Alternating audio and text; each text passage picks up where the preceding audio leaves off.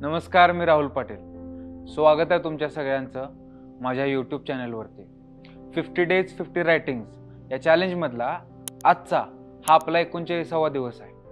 आजचं आपलं रायटिंग हे अपमानाबद्दल असणार आहे। एखादा लहान मुलगा ज्यावेळेस त्याचा चालता चालता तोल घसरतो आणि तो पडतो, अशा वेळी जर आपण सगळी त्याच्याकडे काय लागलंय का अशा चौकशीच्या भावनेने त्याच्याकडे गेलो तर ते मुलगा रडायला लागतो। पण जर लहान मुलगा पडल्यानंतर आजूबाजूची सगळी मंडळी हसायला लागली तर ते लहानचं पोरगं सुद्धा जखम किंवा वेदना विसरून हसत हसत उठून उभा राहतो। म्हणजे अपमान माणसाला कुठल्याही परिस्थितीतनं उठायला भाग पाडतो। इतिहासामध्ये सुद्धा अशीच एक घटना झाली होती। एक राजा एका दरबारात आलेल्या विद्वानाचा अपमान करतो।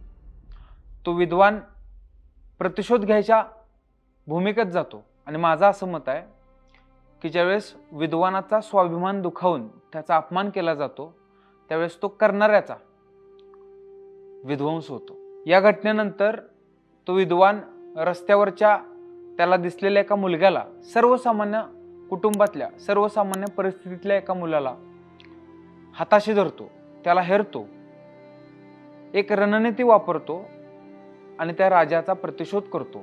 त्याच्या संपूर्ण साम्राज्याला अक्षरशः सुरुंग लावतो। आता हा अपमान करणारा राजा म्हणजे धनानंद, ज्याचा केला गेला त्या विद्वानाचं नाव चाणक्य।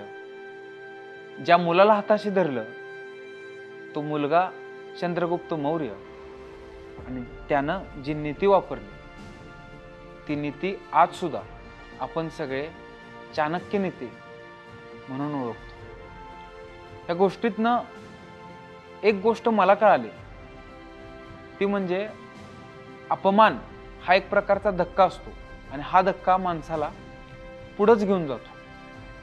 अपमान हे असं इंधन आहे, ते जर गाडी वर टाकलं गेलं तर गाडी पेट घेऊ शकते, पण ते गाडीच्या आतमध्ये टाकलं गेलं तर मग मात्र तिचा उपयोग गाडी पुढे जाण्यासाठी सुद्धा केला जाऊ शकतो। त्यामुळेच कदाचित कुणीतरी असंही लिहून ठेवलं होतं की निंदकाचे घर असावे शेजारी। म्हणून माझं असं मत आहे की माणसाला निंदेची टीकेची सुद्धा गरज आहे।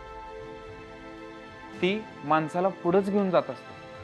फक्त ही निंदा अशा घटना माणसानं या सगळ्यांना थोडंसं धाडसानं आणि धैर्यानं सामोरं जायची गरज असते। या सगळ्याबद्दलच मी एकदा असं लिहिलं होतं की पाय ठेवला शेपटावर म्हणून सापाला डसायला लागलं, जेवलो नव्हतो काहीच पण जीवन आल्यासारखं बसायला लागलं। मी रडतोय हे बघून काही जणांना हसताना बघितलं, तेव्हा मात्र मला माझ्या डोळ्यातलं पाणी पुसायला लागलं।